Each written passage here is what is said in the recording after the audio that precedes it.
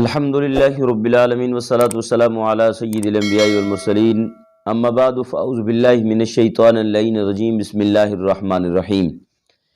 ناظرین کرام، احباب ذی وقار، آج میں آپ کے سامنے ایک بہترین بات بتانے لگا ہوں۔ اللہ جل شانہ ہم سب کو اس پر عمل کرنے کی توفیق مرحمت فرمائے اور صحیح معنی ہمیں دین کی فہم اور سمجھ نصیب فرمائے۔ حضرت شیخ نصیر الدین محمود چراغ دہلوی رحمۃ اللہ تعالی علیہ کے خلیفہ ہیں، خلیفہ اجل حضرت شیخ صدر الدین حکیم علیہ الرحمہ۔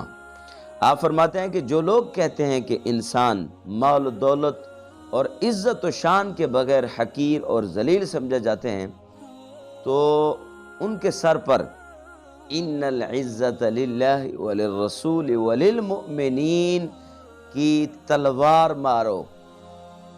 جو لوگ کہتے ہیں نا کہ مال نہیں ہے تو عزت نہیں ہے، دولت نہیں ہے تو عزت نہیں ہے، پیسہ نہیں ہے تو عزت نہیں ہے، تو کہتے ہیں ان کے سر پر اس آیت کی تلوار مارو۔ وہ آیت کیا ہے؟ ان العزت للہ وللرسول وللمؤمنین، کہ عزت کس کی ہے؟ اللہ کی۔ عزت کس کی ہے؟ رسول اللہ کی۔ عزت کس کی ہے؟ اہل ایمان کی۔ یعنی اللہ نے جس کو ایمان کی دولت دی ہے اسی کے نام عزت بھی کر دی ہے، اسی ہی کی ملکیت میں عزت دے دی ہے۔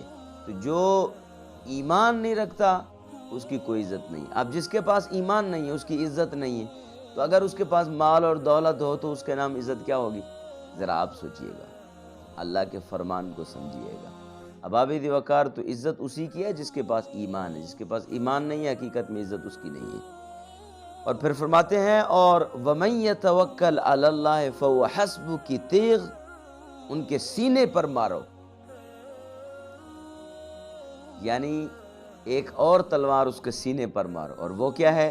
وہ یہ ہے وَمَن يَتَوَكَّلْ عَلَى اللَّهِ فَهُوَ حَسْبُهُ، کہ جو اللہ کی ذات پر بھروسہ کرتا ہے اللہ اس کو کافی ہے۔ جو یقین اللہ پر رکھتا ہے اس کو اللہ کافی ہے۔ تو یقین اللہ کافی ہے ہمیں۔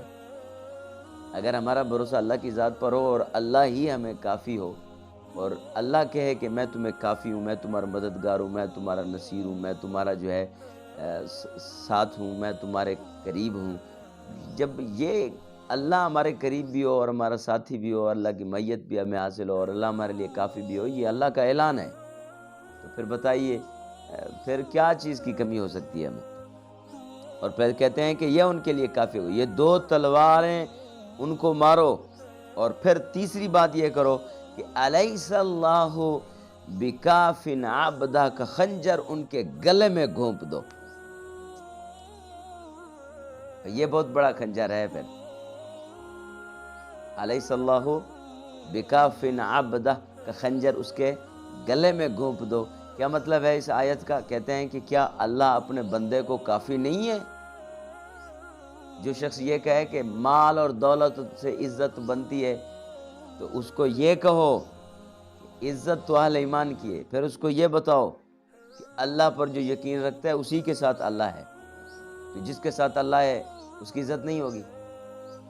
بتائیے، جس کو اللہ یہ کہے کہ میں اپنے بندے کو کافی ہوں، تو جو اللہ ہی بندے کو کافی ہے تو پھر اس کی عزت نہیں ہوگی؟ جس کی کفایت اللہ کرے، جس کا کفیل اللہ ہو، اس کی پھر عزت نہیں ہوگی؟